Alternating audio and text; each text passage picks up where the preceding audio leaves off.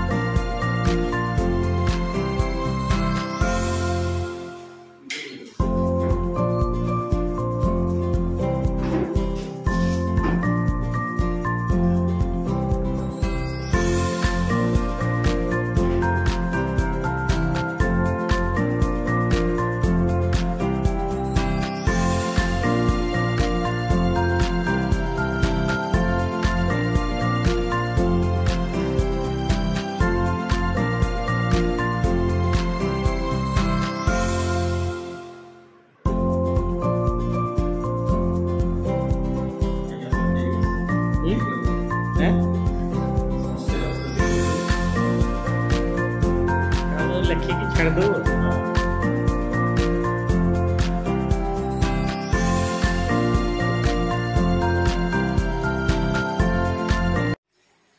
तो गाइस मु फाइनाली आसिक घरे पहुँची गली। तो एबे तो मुंड खाली टिके धक धक धक धक करुची, लगुनि देह वीक लगुच। गोटे मत दुख लगला जहाँपटे कि मु ब्लड देली सत से पिला को मु देखी पारिनी कहीं से आयुष्य थिला जहाँपटे कि दिने ना दिन मु देखी। तो गाइस तो कई भय करेनि, समस्ते समस्त को साहाय्य करंतु जहाँफल आग को बढ़ी पार। तो आम जब आज ब्लड देचे तो काली सुनिश्चित आमको उपरवाला देवे।